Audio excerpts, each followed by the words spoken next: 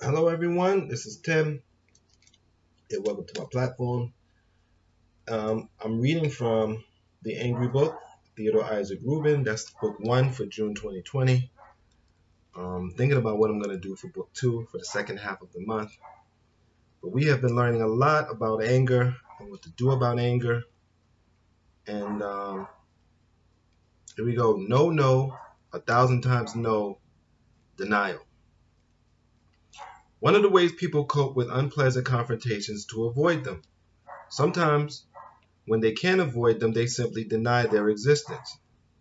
This is also true of unwanted feelings and conflicts. Of course, this applies to anger and especially anger that will result in difficult conflict. Sometimes blatant confrontations with obvious truth makes denial very difficult.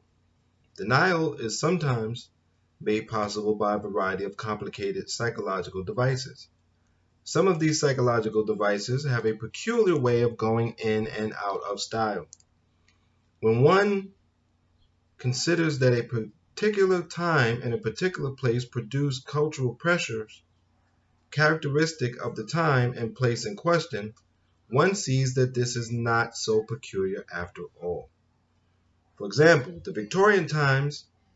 in Victorian times, ladies were not supposed to have indecent sexual feelings, but they had them, and they denied having them.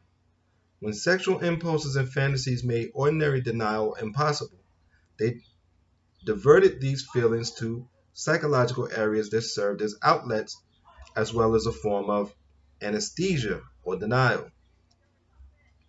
Thus, some Victorian ladies suffered from paralysis in both legs for no psychological reason whatsoever. For no physiological reason whatsoever. Um, it was as if a self imposed unconscious hypnosis took place that saved them from sexual feelings or conflict. How could a lady who was paralyzed from the waist down have sexual feelings or worries?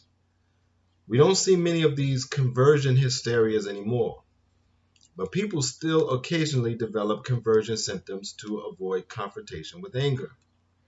Of course, they also develop all kinds of other symptoms too, some of which we have already spoken about, such as anxiety and depression. I remember one woman with a paralysis of the right arm who constantly dreamed of stabbing her husband with her right arm. She was completely unaware of feeling and anger toward him. She likewise denied any recognition of meaning in her dream, even though the meaning was quite obvious. As a matter of fact, only months after treatment started did she remember having this repetitive dream. But not all escapes or denials of angry feelings are this obvious. I had a patient in treatment who was 150 pounds overweight. She saw herself as a sweet, good-natured, jovial, angelic kind of person who never got angry. But she did realize that there were angry times when she went on huge eating binges that actually lasted through several days and nights. It finally became clear that these binges occurred whenever she became enraged. They were really the equivalent of temper tantrums, but very self-destructive ones, to say the least. They were her way of avoiding and denying anger. Despite her self-imposed picture of herself as angelic, this woman was capable of great rage. Obviously, she preferred to be fat and sweet rather than angry, thin, and healthy. After much work and many new insights, she accepted her anger and worked much of it off along with her fat. Denial is a form of twisting since it deals with old perverted anger, but it can also be considered a perversion since it is used to pervert current angry feelings. Man, there's a lot of us that are overweight because we call it comfort eating. Um, and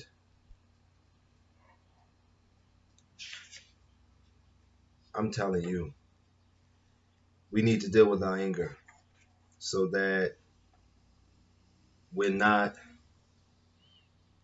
destroying ourselves. And that's basically it. We know it. This sounds familiar to you. You know it. For yourself and or friends and family, people around you, neighbors. Until next time, I want to say thank you for supporting me. Take care of your mind, take care of your body, and stay safe.